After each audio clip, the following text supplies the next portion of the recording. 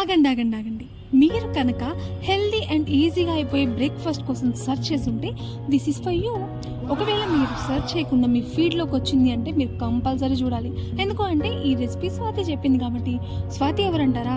అది నేనేనండి. ఇంకపోతే మనం రెసిపీలోకి వెళ్ళిపోదామా?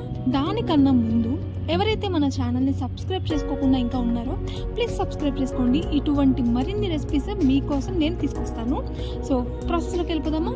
ఫస్ట్ అయితే ఒక బౌల్ని తీసుకొని అందులోకి ఒక 2 కప్పులు అటుకులు అయితే వేసుకుంటున్నాను. అంటే మరి పేపర్ అటుకులు అంటారు కదా, అలా కాకుండా నార్మల్ అటుకులు అయితే తీసుకోండి.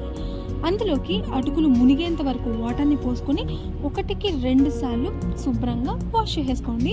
దీన్ని మనం నానబెట్టాల్సిన పనే లేదు, మనం వాష్ చేసుకుంటాం కదా, సో అది సరిపోతుంది అనమాట. ఇలా మనం కడిగేసుకున్న తర్వాత పక్కన పెట్టేసుకోండి. ఆ తర్వాత స్టవ్ పైన కడాయిని పెట్టుకుని ఇందులోకి ఒక 2 స్పూన్లు ఆయిల్ వేసుకోండి. తర్వాత ఆవాలు, జీలకర్ర, శనగపప్పు మనం చేసుకునే ఉప్మా క్వాంటిటీకి తగ్గట్టుగా చూసుకుని వేసుకోండి. తర్వాత ఇవన్నీ కూడా లో ఫ్లేమ్లో పెట్టుకుని వేయించుకోవాలి. ఇలా వేగిన తర్వాత ఇందులోకి సన్నగా తరిగిన పచ్చిమిరపకాయలు అండ్ అలాగే సన్నగా తరిగిన ఉల్లిపాయ ముక్కలు కూడా వేసుకోవాలన్నమాట. పచ్చిమిరపకాయ ముక్కలు మీ టేస్ట్కి తగ్గట్టుగా, మీ కారానికి తగ్గట్టుగా చూసుకుని వేసుకోండి, లేదు అంటే నోరు మండుతుందన్నమాట. అయితే ఇలా వేగిపోయిన తర్వాత ఇందులోకి సన్నగా కట్ చేసుకున్న వెల్లుల్లిపాయ ముక్కలు కూడా వేసుకొని వేయించుకోవాలి. ఇవన్నీ లో ఫ్లేమ్లోనే వేయించుకోవాలి, గుర్తుపెట్టుకోండి, లేదు అంటే మాడిపోయి టేస్ట్ దరిద్రంగా ఉంటుంది. ఇలా వేగిపోయిన తర్వాత ఇందులోకి సన్నగా కట్ చేసుకున్న టమాటా ముక్కల్ని కూడా వేసుకుంటున్నాను. ఇవి కూడా వేసుకుని మనకి కొంచెం వేగేంత వరకు అంటే మగ్గేంత వరకు కొంచెం వేయించుకోవాలన్నమాట.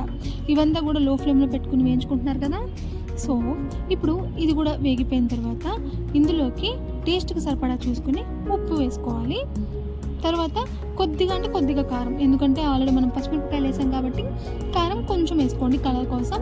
అండ్ అలాగే పసుపు కూడా కొంచెం వేసుకోవాలి. ఇవన్నీ వేసిన తర్వాత స్టవ్ మీద ఎక్కువసేపు వేయించకండి, ఎందుకంటే మాడిపోయి కలర్ మారిపోతాయి. ఆ తర్వాత అన్నీ వేగిపోయిన తర్వాత మనం ఇందాక వాష్ చేసుకుని పెట్టుకున్నాం కదా, వాటిని మనం కడాయిలోకి అయితే వేసుకోవాలన్నమాట. ఇలా కొంచెం పొడి పొడి చేసుకుంటూ వేసుకోండి. మనం తడిపాం కాబట్టి కొంచెం ముద్దగా అయ్యింది.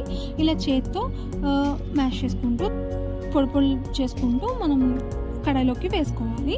ఇలా వేసుకున్న తర్వాత మనం ఒకసారి అంతా కూడా మిక్స్ చేసుకోవాలి. అంటే ఈ ఉప్పు, కారాలు, పసుపు అండ్ అలాగే కారము, పోపు అంతా కూడా బాగా కలిసేటట్టు మనం ఒకసారి కింద పైన మొత్తం కలిపేసుకోవాలి.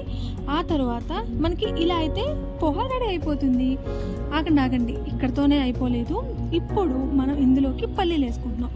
నాకు ఫస్ట్ నుంచి అర్థం కాని ఒక విషయం ఏంటంటే, పల్లి నూనెలోకి అంటే శనగ నూనెలోకి మళ్ళీ పల్లీలు వేయిస్తాము, అదేంటో నాకు అర్థం కాదు.